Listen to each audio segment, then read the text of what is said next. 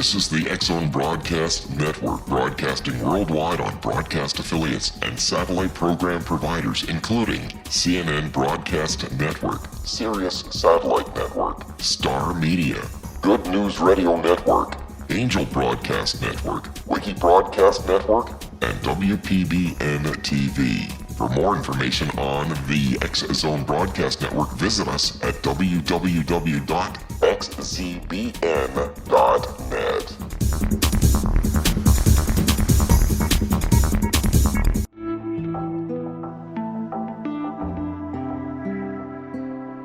Take a step back in time and discover old Florida cuisine at Marsh Landing Restaurant in Fellsmere. Enjoy delicacies such as frog legs, gator tail, catfish, and swamp cabbage, or enjoy the more traditional cuisine like hand-cut Angus steaks, ribs, and seafood. Join us for breakfast with a southern flair featuring sweet potato pancakes, biscuits and gravy, and much more. Planning a party? Marsh Landing's private dining room can accommodate groups from 8 to 80 people. While you're visiting, enjoy the historic pictures, artifacts, and stories that line the walls. Marsh Landing is truly a unique experience. Marsh Landing Restaurant, 44 North Broadway in historic Fellsmere, or visit marshlandingrestaurant.com. Marsh Landing, Old Florida cuisine at its best.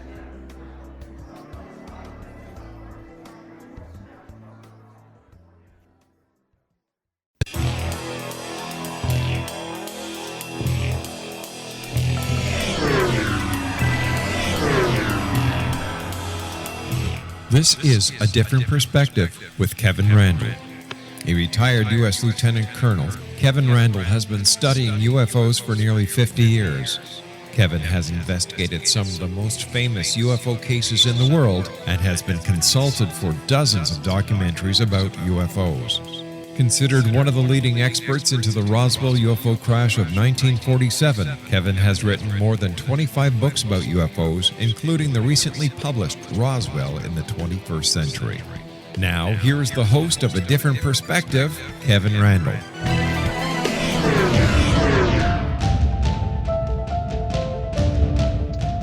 And good evening. We have returned for our first show, I guess, in 2017. I had planned last week to do the retrospective show, but the only time I could get Noe Torres on the program happened to be that day. So I put that off until this week. So I guess what we're doing is not only a retrospective, but maybe a preview of things that we will do in the upcoming months here on A Different Perspective. I wanted to talk a little bit today, in the beginning at least, about the mission statement, what we do on this program, because I think that may have been lost in translation somehow. People might not understand it. I've always felt that my job, not only as the host of this program, but as a writer as well, especially on UFOs and the paranormal, is to search out the truth. Not my truth, not your truth, not anybody's truth, but the absolute truth. And that's why we sometimes get into hard questioning of the guests when they make some outrageous statements, and I'm trying to learn exactly how they came to those conclusions and what evidence they have to back them up. So I'm searching for the truth, and sometimes it makes me come off, I guess, sounding like a debunker, someone who doesn't believe in UFOs being extraterrestrial or doesn't believe in the paranormal. I'm looking for the evidence that leads us to that, in that direction.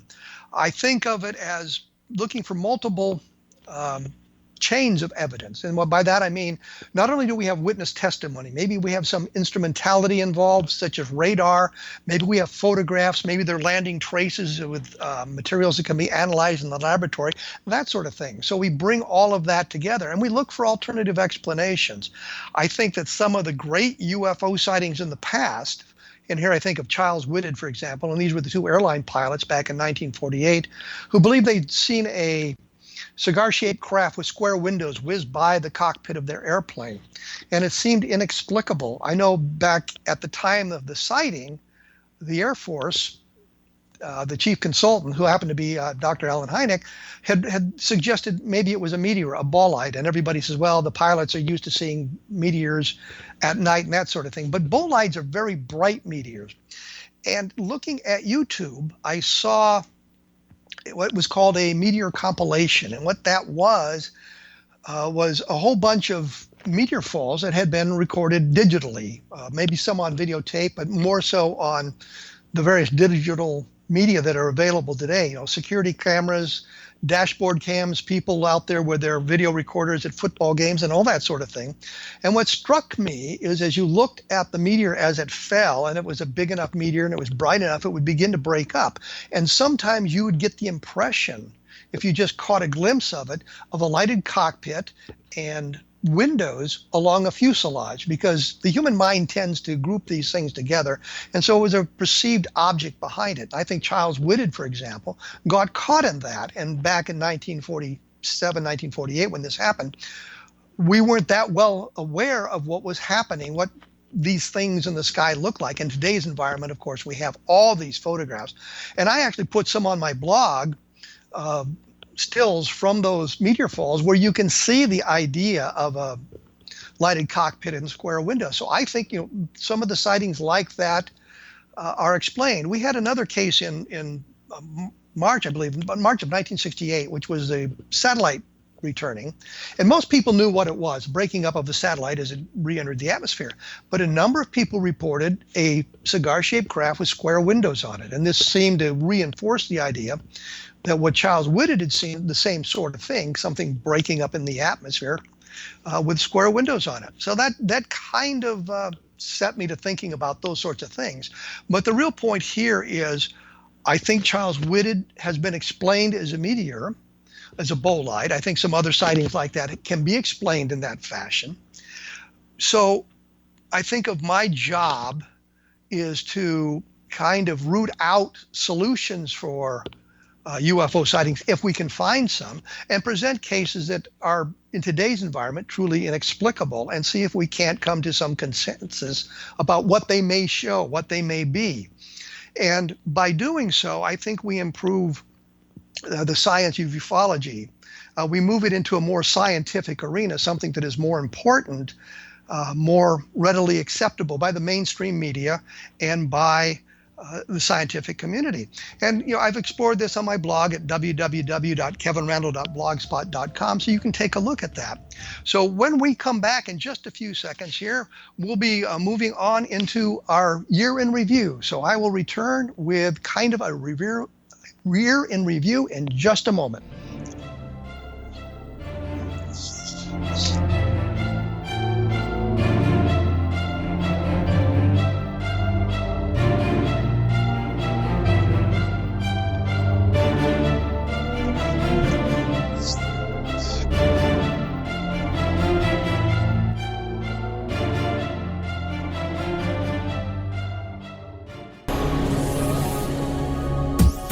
This is the X-Zone Broadcast Network, broadcasting worldwide on broadcast affiliates and satellite program providers, including CNN Broadcast Network, Sirius Satellite Network, Star Media, Good News Radio Network, Angel Broadcast Network, Wiki Broadcast Network, and WPBN TV. For more information on the X-Zone Broadcast Network, visit us at www.xzbn.net.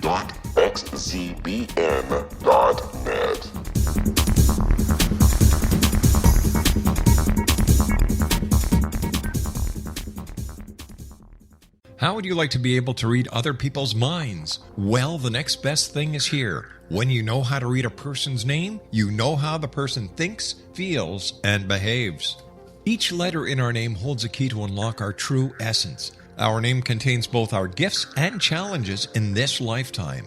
Mnemology science discovers personality secrets hidden in the placement of the letters of our names, including the first and last impression people remember about us. Sharon shows us how to interpret the arrangement of letters as outlined in her book, Know the Name, Know the Person. Sharon Lynn Wyeth created mnemology science after 18 years of research and testing her theories, and has supported thousands of people around the world in understanding themselves and others better. You'll enjoy Sharon's unique teachings as she shares her system to learn the gifts behind your given birth name. Even if you don't like your birth name, there are jewels in this book. If you're thinking of changing your name, ready to name your child, or wanting to get along better with others, this is the book for you. If you'd like to improve your relationships and change your life for the better, get the book today, Know the Name, Know the Person, or visit www.knowthename.com. That's www.knowthename.com.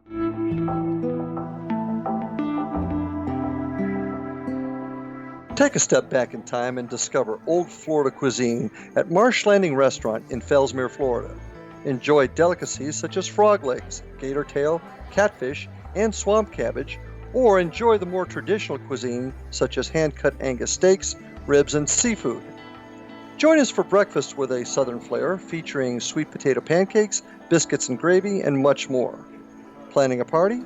Marsh Landing's private dining rooms can accommodate groups from 8 to 80 people. While you visit, enjoy the historic pictures, artifacts, and stories that line the walls. Marsh Landing is truly a unique experience. Marsh Landing Restaurant, 44 North Broadway in historic downtown Fellsmere, or visit marshlandingrestaurant.com. Marsh Landing, old Florida cuisine at its best.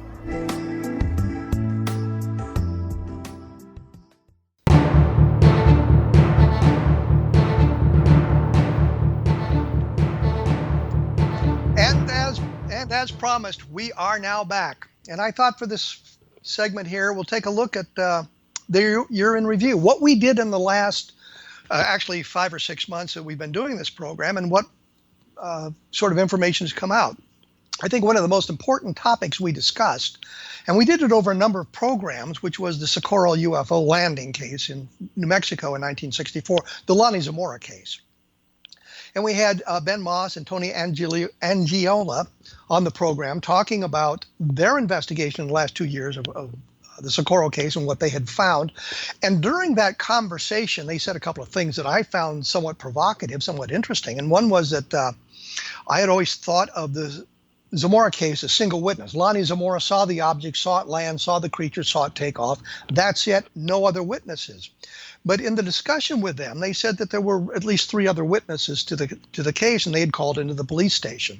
I asked them specifically, did they check the police logs? And they said no, they hadn't done so. So I was somewhat skeptical about this. But as I was looking at the case file, there was a fellow named Richard T. Holder. He was a Army captain who had command of what they called the Stallion Station, I believe, on the White Sands Proving Ground. And if you look at a map of New Mexico, you'll see the White Sands missile range now today incorporates an awful lot of area in that section of New Mexico.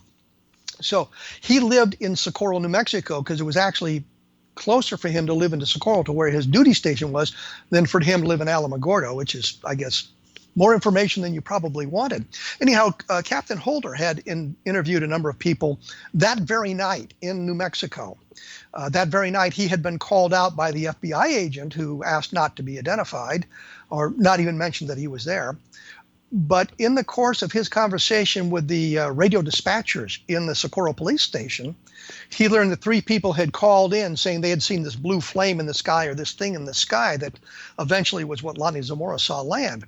So while the police didn't log these calls, didn't bother to get the names of the witnesses, which would be an incredible piece of information for us to have, Holder did in his official report that's in the Project Blue Book files mention the fact that 3 witnesses had called in seeing this object in the sky or seeing the blue flame in the sky. So that kind of corroborates what Ben and Tony were telling us about that. And I thought that was kind of an interesting thing. Doesn't mean it's an alien spacecraft. Just means there were other witnesses to this thing in the sky, and it was corroborated through the documentation. So that was one thing that I learned after talking with them on the program. The other thing was they were talking about what the symbols Zamora saw was. And that became kind of a point of contention with a number of people. And I think most of us who look at the Socorro case think of the symbol as being sort of an inverted V with a post or a line down from the apex of the V and this arc over that and a line across the bottom. I always think of it as the umbrella symbol. And Tony and Ben were saying that it was actually an inverted V with 3 lines through it. And when we had Ray Stanford on the program, he said the same thing. That was the exact symbol. Although earlier, and by earlier I mean like 50 years ago when he first investigated the case, he said that was the fake symbol and the umbrella symbol was the correct one. So I was looking into this, and I'm not sure how much of this minutia is interesting to people, but what I found is in the Project Blue Book files, and it's been published a number of times, is Lonnie Zamora drew the symbol for Holder, the FBI agent whose name was Burns, and for J. Allen Hynek. And he signed one of those, and it's the umbrella symbol that he signed. But he also said, and Ben and Tony brought this up, and I think Ray brought this up as well, is that as he saw the object leaving and the symbol on the object, he drew it on a scrap of paper so that he would remember exactly what it looked like. And that was before Sergeant Chavez showed up and that sort of thing. And that piece of paper, that scrap, which is again signed by Zamora, is in the Project Blue Book files, and that is the umbrella symbol. To me, that suggests that the proper symbol is the one that we've all thought it was, not the inverted V with the 3 lines through it, but the one that we've seen in the magazines and the books since that time. Now, if you go back and look at the original reports of some of this, you'll see that some of the newspapers reported the inverted V with the 3 lines through it.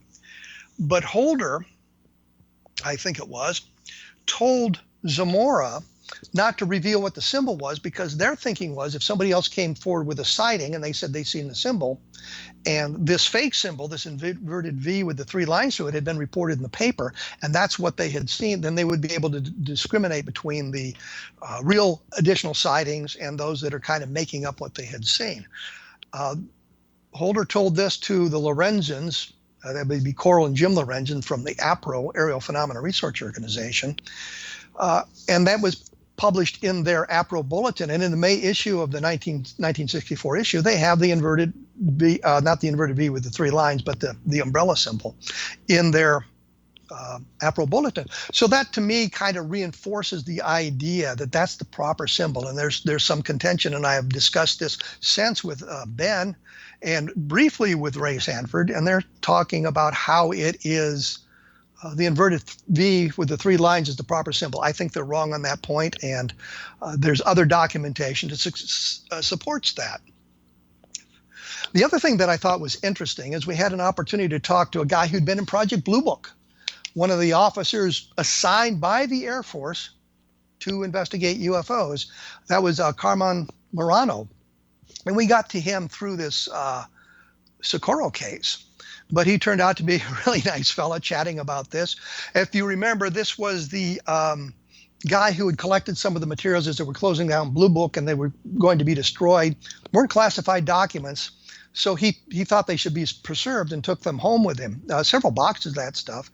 And Rob Mercer, if you remember, happened to learn of that on Craigslist of all places and tracked Carmon Marano down, which I thought was an incredible piece of detective work to actually find the guy who had originally owned the boxes and chat with him. And we had a chance to chat with him as well. And we learned something about the internal workings of Project Blue Book, albeit at the very end of the project. And that may kind of color our thinking on Project Blue Book. But he said a couple of things that I found interesting. One of them was that virtually none of the cases were classified, that they or he had created a briefing book for reporters and others who came to Project Blue Book to look to see what was going on. I know of a couple of UFO researchers who had said that they had communicated with Project Blue Book back at the very end, at the end of the project, and had managed to visit Project Blue Book, which I found astonishing because it was always been the idea that the Blue Book files were classified. If you go back and you look at the documents as they appear now on the microfilms that are available to everyone through either the internet or the National Archives, you'll find very few of them are classified. There's nothing to suggest they're classified. So Marano gathered this material that was going to be destroyed and took it home with him, and it ended up in the hands of Rob Mercer, so we got to learn something about it. That was interesting, that it wasn't classified, and that he had prepared these documents for reporters when they came to talk about what was going on in the UFO investigation. The other thing about that I found extraordinary was that not only did they have this briefing book that they would show to reporters, but Marano had said that the majority of the sightings they got into their office at Project Blue Book were from the Ohio area, around Dayton Air Force Base. Back in its heyday, Blue Book had UFO officers on every on every Air Force base, but it was normally assigned as an extra duty. And anybody who's been in the service understands what that means.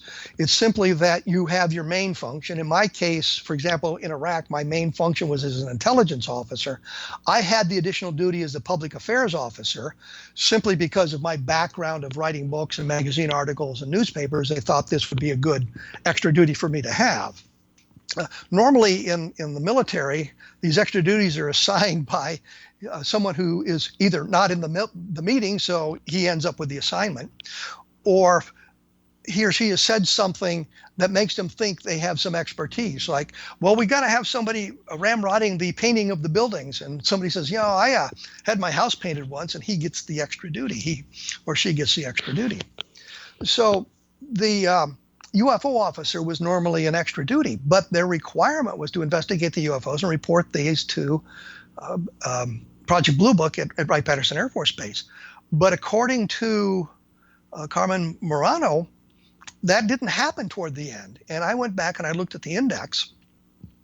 When Project Blue Book was in its heyday, they created a master index which had all 12,000 UFO sightings. And I have it broken down into two loose leaf notebooks, so I can look these things up quickly. So I went back and looked at the last few pages for the last years of Project Blue Book, and he was right. Mostly sightings from the Ohio area, especially around Dayton, where Wright-Patterson is, very little coming in from elsewhere. I found that kind of surprising, because I would have thought that would have still been gathering the UFO sightings from everywhere, but apparently there weren't. And the problem would have been the Condon Committee. That was the University of Colorado study that was commissioned by the Air Force to investigate UFOs, or I should say allegedly investigate UFOs, because it was clear that they had a mandate from the Air Force to look at the phenomenon, determine that there was no threat to national security, that the Air Force had been doing a good job, and they should close it down, which is, of course, exactly what they did. But I was astonished to see that we had very little of sightings from other locations. And part of that could be that they just stopped reporting the sightings that had been solved, which means simply if I'm out at Warren Air Force Base in Cheyenne, Wyoming, and there's a UFO sighting, and I go out and investigate it, and I come up with a solution for it, I don't even bother to report it because it's been solved. It's some mundane object, and we don't need to worry about it. There are a few unidentified sightings at the end of Project Blue Book that came from outside the Ohio area, but surprisingly, a great number of the sightings came from that area. So it kind of shows, I guess, the winding down of Blue Book in 1968, 1969, and the Condon Committee being the entity to which these reports had been made. And that was something that I found a little bit disturbing, but thinking about it, not all that surprising. So that is all sort of an outgrowth of the Socorro sighting from 1964, when we got to these other people who were kind of discussing these whole things with us on the program. And you can listen to the programs up on YouTube. You can find the links to the X Zone Radio Network, or you can take a look at my blog at www.kevinrandle.blogspot.com, and you can go back and you can search out these specific programs in which we discuss these specific things. And there's always additional information that I've gathered afterwards as I've kind of picked up the leads on this. So that is some of the things that we had done in the last few months on A Different Perspective. I had actually had some notes to go into a lot of other spaces, but we're running short here of time, and I wanted to do a preview of some of the things that we'd like to do we'll take a look at those things when we come back. And as I say, take a look at www.kevinrandle.blogspot.com for more information. And if you're interested in the Roswell case, and we'll talk a little bit about that coming up here shortly, but if you're interested in that, take a look at Roswell in the 21st Century, which is my cold case investigation of the Roswell case. So we will return shortly with a preview of some of the things I hope to have coming in the next few months.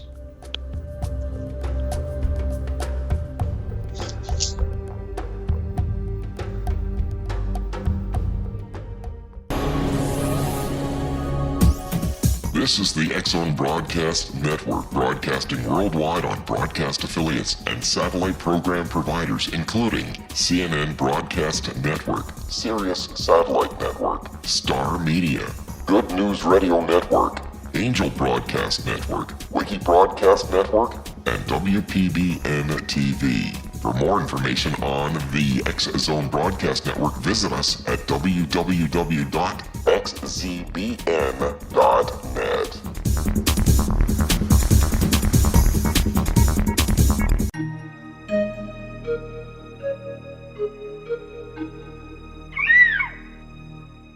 While science pursues fact, magic accesses the quantum level, bridging random facts to form truth. As long as science and magic remain separate and polarized, the truth cannot be known. I'm Gwilda Wiyaka. Join me on the Science of Magic radio program, dedicated to unification and evolution of consciousness. During each episode, I'll be speaking with experienced and respected scientists and mystics. From astrologers to astronomers, from medical doctors to shaman, the scientific method to dowsing and intuition, we'll weave together information from seemingly divergent practices to promote unity and enlightenment. Join me, Gwilda Wiyaka, and the Science of Magic right here on the Mutual Broadcast Network. For more information, visit www.thescienceofmagic.net. Gibbs A. Williams, Ph.D., is a practicing psychoanalyst, supervisor, researcher, and author in New York City.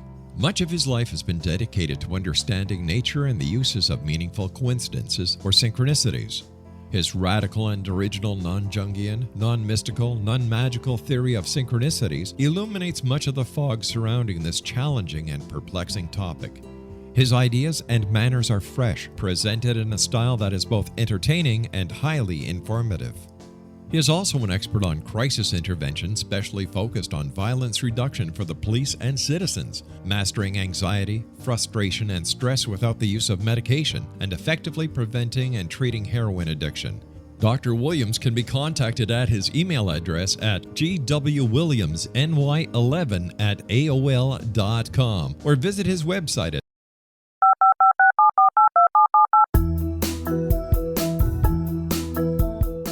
Did you know that when you're on the road with limited data or Wi-Fi, you can still listen to the X-Zone Radio Show with Rob McConnell, The Science of Magic with Gwilda Wiyaka, X-1, Dimension X, Space Patrol, and every minute of the X-Zone Broadcast Network by calling 213-401-0080, courtesy of Audio Now.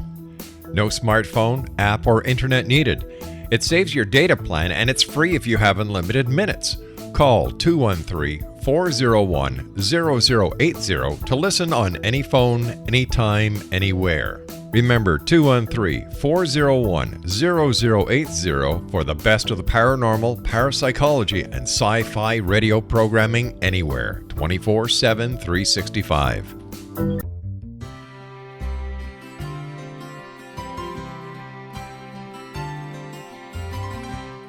True healing must address 4 levels: physical, emotional, mental, and spiritual, for us to live joyful and productive lives. We tend to treat 3 of the 4, leaving the spiritual languishing. If you're tired of the same dysfunctional patterns cropping up in your life, Soul Balancing is for you. Trixie Phelps, owner and founder of Soul Balancing, is a naturally gifted energy healer trained in numerous esoteric forms, including shamanism. Trixie has created a powerful modality that safely and effectively clears your energetic field. A soul balancing session can remove interference, heal trauma, and restore your hope. Contact Trixie for a life-changing long-distance session today, www.soulbalancing.world.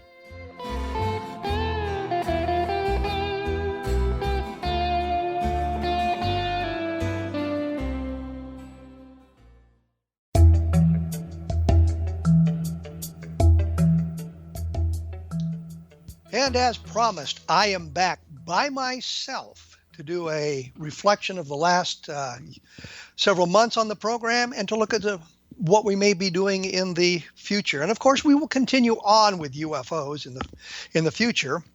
I have, in fact, just heard from Colonel Charles Halt, and he of Bentwaters fame, Rendlesham Forest, and he's be coming on the program to talk about his experiences, what he saw and what he did at that time. We'll have Nick Redfern coming up, and a lot of you know he's written many books on UFOs, and I think he's attempting to take the crown away from Brad Steiger and me. Brad and I often argue about who's written the most UFO books. I think it's him. He thinks it's me. But I've written 28, 29 books on UFOs, and he's written a carload of books on UFOs. We've written a lot of other books as well, but this is just the UFO stuff. And mentioning Brad Steiger sort of allows me to go to the some of the things that we haven't done on the program that I would like to do. And one of the things that interested me at one point, and I say at one point, I got a call from my agent in the mid-1990s, and she wanted to know if I could do a book on near-death experiences. And I knew a little about it, very little about it. And I said, sure, because as a writer, somebody offers you an opportunity to write a book, and there's talk of money changing hands, you say, of course I can do that. In fact, that was how the Vietnam Ground Zero series came out, which was published by Harlequin, which is in Canada. I mentioned that for my good friend, Rob McConnell. But she had called and said, can you write a book about Green Berets in Vietnam? And as a Vietnam veteran, I could at least write about that. And I said yes. And I'm thinking if she'd called me and said, can you write a book about nurses in hospitals? I would have said yes, because it's an opportunity to write books. Fortunately, I had a better background for the Green Berets in Vietnam than nurses in hospitals. But I digress here.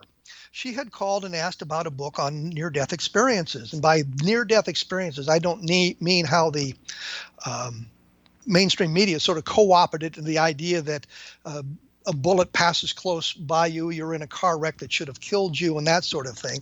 Near-death experiences actually refers to people who have died and come back. They've been in operating rooms, and they died on the table, and they've been resuscitated or things like that. And there's any number of these stories going around that I found a little bit interesting. So I did a lot of research into this at the University of Iowa library. I talked to a number of people who had experienced these near-death experiences. And what I got from the people that I talked to, I suppose that is the most important point, is the idea that they were just now very calm. They sincerely believed that they had glimpsed what would happen after they died, had an opportunity to return to do something else, and were quite sincere in their beliefs. And I found that myself, I found that somewhat comforting. You talk to the people of going toward the light, that sort of thing, and they're met by relatives, they're met by friends, they're met by, I guess you could say, angels, and it turns out it's not their turn, their time, so they are returned. And they have memories of what happened there. I've also read the skeptical side of the argument. And I, as I said, I looked at the medical journals. I looked at the psychological journals in the various libraries at the University of Iowa. I looked at some of the popular literature and all of that sort of thing. So I'm well aware that the scientific consensus seems to be that this near-death experience is merely the brain shutting down as it loses oxygen and as the blood supply is cut off to the brain, and that makes some sense to me a little bit.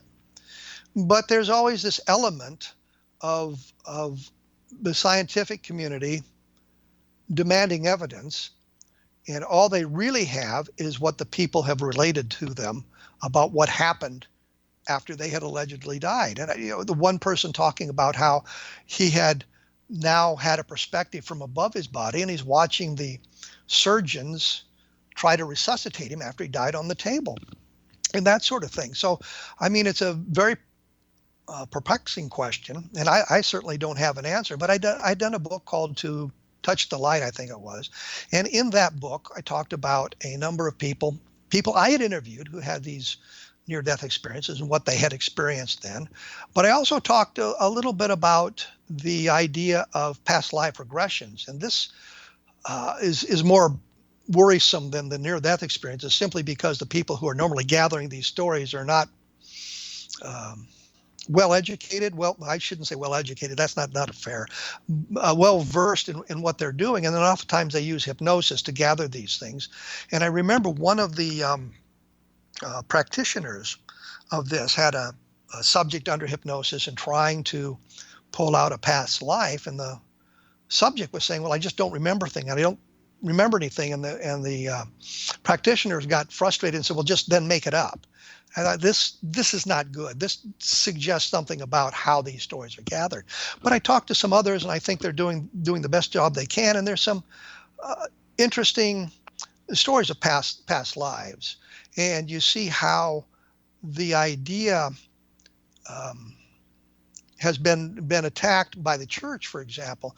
And I'm thinking here specifically of Bridie Murphy. She was a Colorado woman who, in the 1950s, a guy was at a party. They were doing hypnosis. He'd learned how to do hypnosis, and they were playing the silly games with hypnosis, which really isn't a swell idea to do.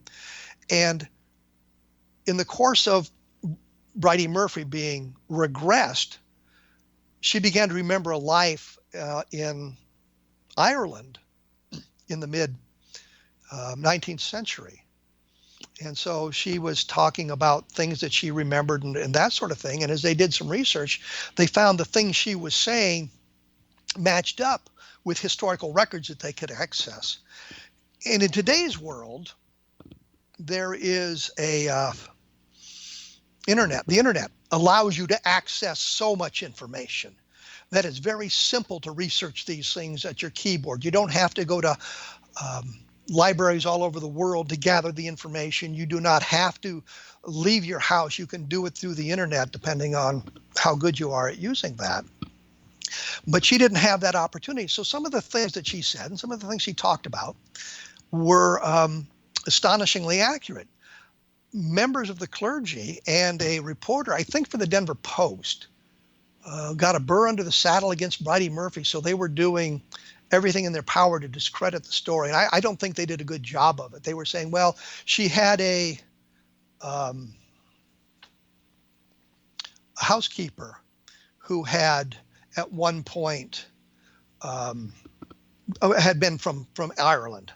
And she'd gathered some of this information from talking to her and that sort of thing. I don't think that's true. I don't think that's accurate. I think it was just done to kind of do away with the Bridie Murphy story. But this kind of leads me into a second point, and it's a book that I had done. I wrote it a long time ago, and eventually it was published on Amazon as just an ebook called Conversations. And it dealt with a woman who thought she had been abducted, and she had called for help. And this was back in the mid 1990s, when I was more interested in the abduction phenomena and believed that people were being abducted and that sort of thing. So I arranged with a fellow that I knew who had been trained in hypnosis, hypnotic regression techniques, and that sort of thing. And we set up for her to, or we went to her house with the idea of hypnotically regressing her, which is something that we'd done. So the idea was to learn a little bit about her abduction. The abductions were bothering her immensely. It was causing her problems with sleep. She couldn't sleep at night. She was frightened all the time and this sort of thing. And I was thinking that the least we can do is maybe we can calm her down so that she won't be quite as disturbed about what was going on.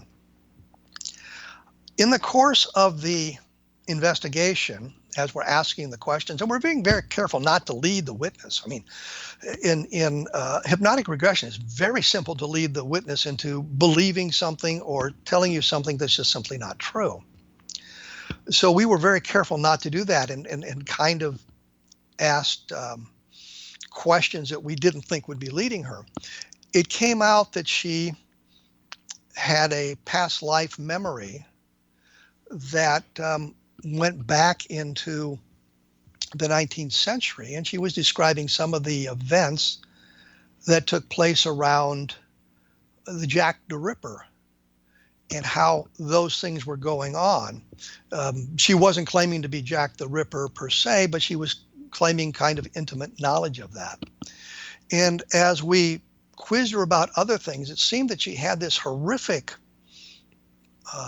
history in past lives of being involved in some very heinous crimes, serial type crimes. Now, what we're talking to is this woman who is probably the sweetest woman you'd ever want to meet, just kind and gentle and not a mean bone in her body. And she's telling us these horrific stories about what she had done in past lives.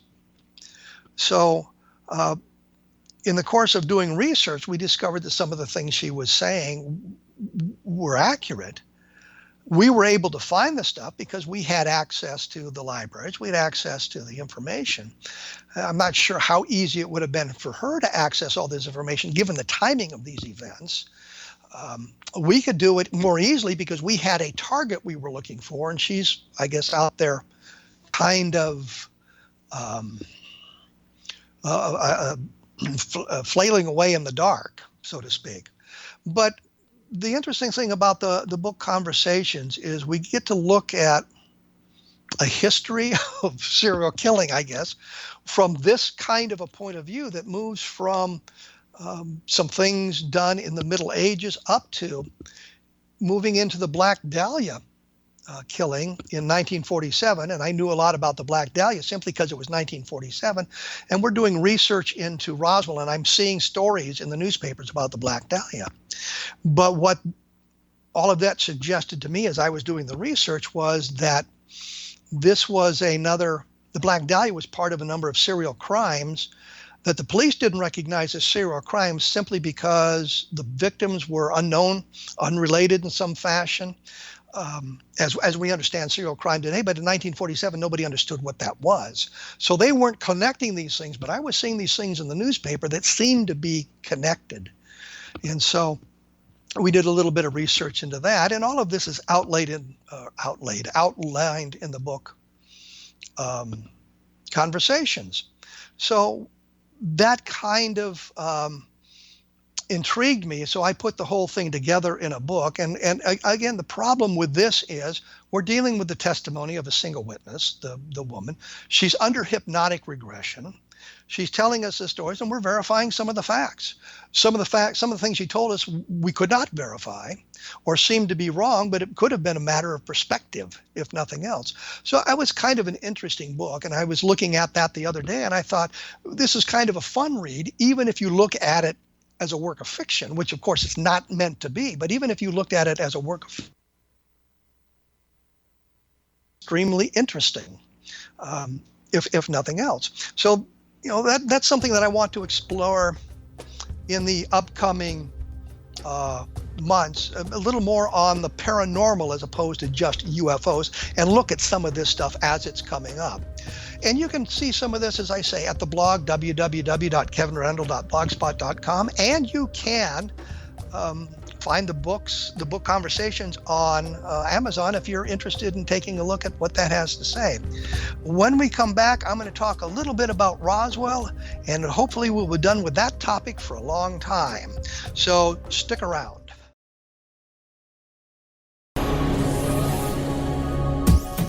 This is the X-Zone Broadcast Network, broadcasting worldwide on broadcast affiliates and satellite program providers, including CNN Broadcast Network, Sirius Satellite Network, Star Media, Good News Radio Network, Angel Broadcast Network, Wiki Broadcast Network, and WPBN TV. For more information on the X-Zone Broadcast Network, visit us at www.xzbn.net.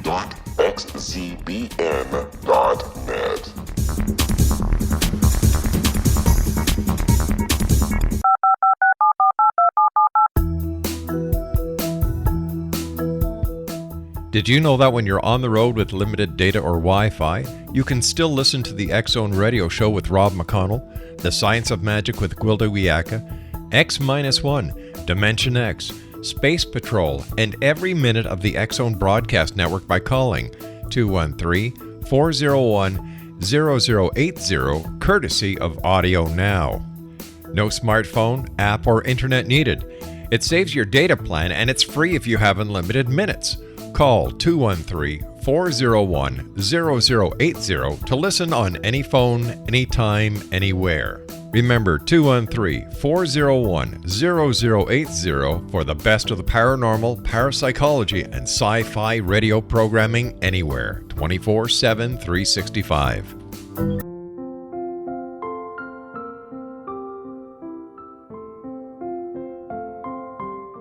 I am Dr. Carl O'Helvey, founder, president of a new cancer foundation focusing on evidence-based physical, mental, and spiritual interventions, including natural cancer cures, prayer, meditation, affirmations, nutrition, and other related holistic cancer prevention and cure modalities.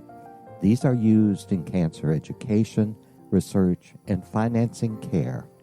I ask for your help to continue this important work by donating at www.holisticcancerfoundation.com.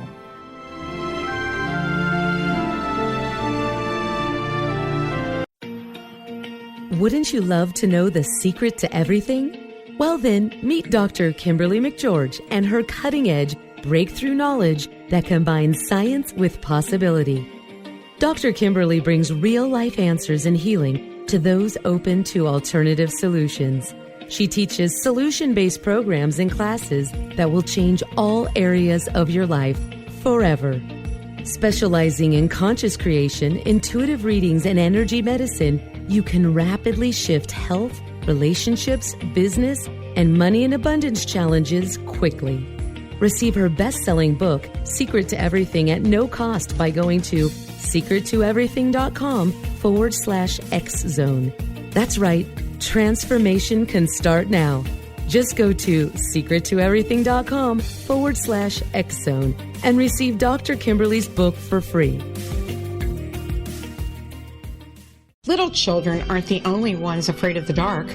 Millions of soldiers return from war zones with PTSD, anger, frustration, fear, and loneliness, much of which surfaces during the darkness of the night.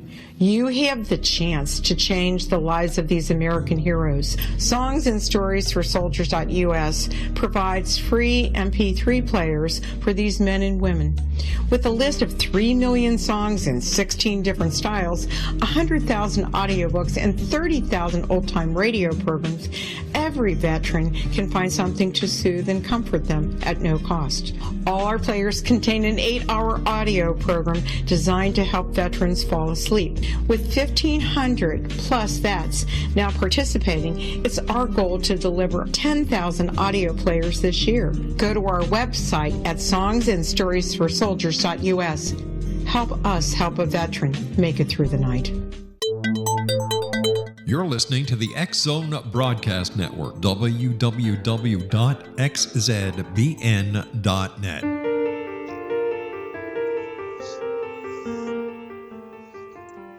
And we are back with our retrospective and our preview of upcoming shows, I guess. I wanted to talk a little bit about one of the shows we had done with Robert Schaefer, and it was from a skeptical point of view, Robert being a dyed-in-the-wool skeptic. And he wanted to chat a little bit about my book, Roswell in the 21st Century. And suddenly, it blew up on the internet in the areas where I go, which is mostly UFO stuff, that I had recanted the Roswell case. In fact, Jerry Clark, you remember him, he was on our first program, had done a review of the book, and the headline in Fortean Times was Roswell Recanted. And I was thinking, well, that's a little bit overblown. But people began to talk about that, and were just very disturbed about this whole idea that I had recanted Roswell. And I'm thinking, I'm sitting here doing the Roswell case. I've been holding the door for literally decades on the case. I've been standing at the doorway trying to get to the information about Roswell. And I had done the book, Roswell in the 21st Century, which was, the idea was to look at it as a cold case. And I think I probably mentioned this before. Look at all the evidence Look at all the evidence, not just the parts that supported my point of view or might have supported the skeptical point of view, but look at both sides of it and see if there's some common ground there. See if we can see things that may have been left out of the all the words that have been written about the Roswell case. So that's what I attempted to do in the book. I wanted to make it a dispassionate examination of the information, realizing that I came into this thing with the bias that I had believed sincerely that Roswell was the crash of an alien spacecraft. I mean, the information took us there, from Bill Brazel's discussion of what he'd seen and what his father had said, to Jesse Marcel talking about what his father had done, and other witnesses we'd talked to who had seen this sort of thing. But when we did this original research back in the early 1990s, I didn't think people would be making this stuff up. I thought that in something like this, people would tell you what they sincerely remembered. I thought we might get some embellishment, people remembering things a little bit differently, or maybe adding a little bit to what they thought, but were sincere about what they were saying. I did not expect to learn that people would make this stuff up. And I think one of the best examples is a book called Stolen Valor. And what it is a book that looked at all these guys, mostly guys, claiming Vietnam service and the horrific acts they had committed in Vietnam, which played into the media narrative of the time.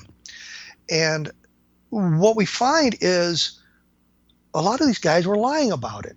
I mean, lying about everything. I read a statistic the other day that there are 800,000 living American Vietnam veterans. I think that figure's too low. But at one point in the 1970s, there were like 2.5 million Vietnam veterans that we could document. The problem is, in the 1990 census, I think it was, they had a question on the census form, are you a Vietnam veteran?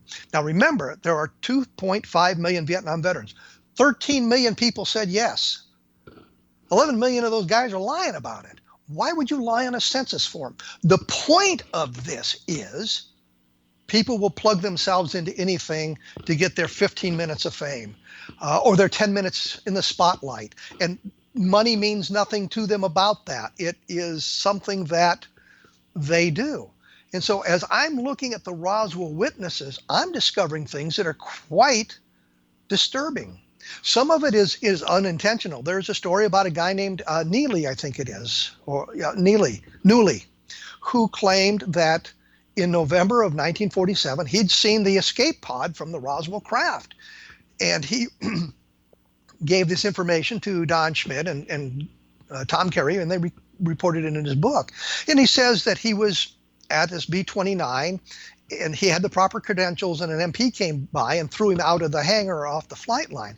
I'm thinking that Newley had a line badge, but the line badge didn't allow him to be in that particular hangar at that particular time, which is why he was removed. But he's described this object in the bomb bay of a B-29 as I think 13 feet long, with a 5-foot bulb at one end of it, kind of tapering down. What he just and the clue here was it was a silver plate B-29. Silver plate B-29s had been modified to carry the atomic bombs. In 1947, the size and shape were classified.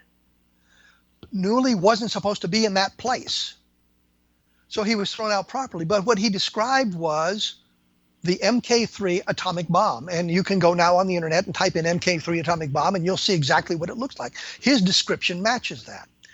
So he's telling the truth. But the researchers didn't pick up the clue, which was silver plate B-29. There's another guy named Trowbridge, and in his obituary, and I don't know why I couldn't come up with the word obituary right away, but in his obituary, he claimed, well, he didn't claim, his family claimed, that he had been the last living guy to handle the Roswell debris. He said that he had been playing bridge at the Marcel's house, and I know the Marcel's played bridge because in the 1940s, that's what you did. And I know Jesse Marcel talked about bridge games at the house and that sort of thing. I think Sheridan Cavett talked about that as well. But Trowbridge said he had been at the Marcel house playing bridge when Jesse Marcel showed up with the debris, so he got to handle it. This is absolutely preposterous. I talked to Jesse Marcel Jr., of course. He remembered his father waking him up. There was not a bridge game in progress. I talked to Jesse Marcel's widow, Vaux Marcel. She said nothing about it. Jesse Marcel, when he was interviewed by other people before he passed away in 1986, never said a word about this stupid bridge game. Yet Trowbridge has plugged himself into the Roswell case. And now the great fear is in the future, people will go back and they'll be looking at this stuff and they say, oh, this guy Trowbridge, what a wonderful witness. He handled the debris. I don't believe that story at all. So what I had done in the book was look at a lot of these stories. Some of them are not in the book because, frankly, it was long enough as it was, and trying to eliminate those that had obvious problems, or point out the obvious problems to it, bring forward information we didn't have in the early 1990s when we began the work, and look at it through the now more skeptical eyes, especially after I'd learned so much about what people would do to plug themselves into an event. And John Keel, who was a writer of UFOs and the paranormal in the 60s and 70s, had suggested in 1990, 1991 that the Roswell case could be solved by a Japanese balloon bomb. Well, this was a preposterous idea, and I'd actually researched this idea, and before he'd come up with it, I had realized that the balloon bombs didn't make any sense given all the information. It did not work. The theory simply did not work. But Keel had I wanted to say floated this trial balloon, and we shot it down. But Keel said something that has come to pass, and he had written in 1990, says, I suppose by 2000 there will be 10,000 people claiming to have some sort of intimate knowledge of the Roswell case. Well, the number isn't quite that big, but it's certainly expanded to people who have come forward and said, well, I was in Roswell, but you won't find my name in the yearbook because I was there on a classified assignment, or I was there on TDY, so you can't find me in any of the records and that sort of thing. And I just say preposterous to this. But the point of the book was to look at the Roswell case and see if we could draw any conclusions. So I don't recant anything really. What I do is modify my opinion, modify where the research takes me, which is to suggest that a case that we had once thought was so robust, with so many witnesses, and leads to documentation, important leads to documentation, people who might have diaries the family members kept in 1947, or documentation from the government files, or photographs. There was one point where we learned of a witness, had a strange first name.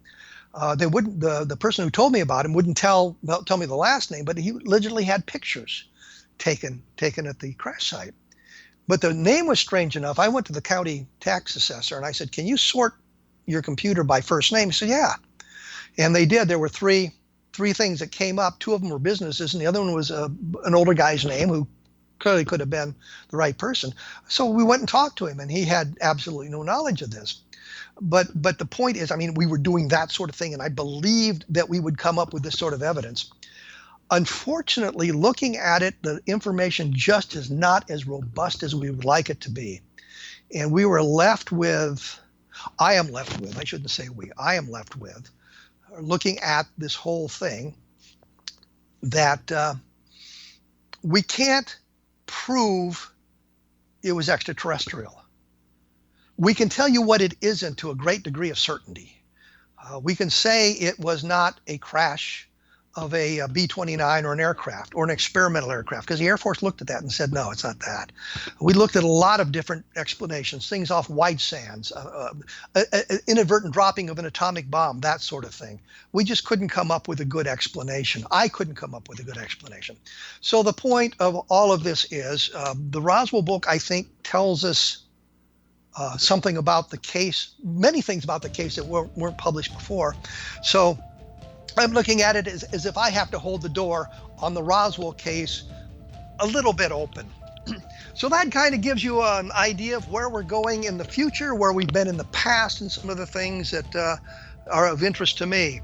Take a look at www.kevinrandle.blogspot.com, and you'll be able to see more information about this, and take a look at Roswell in the 21st century.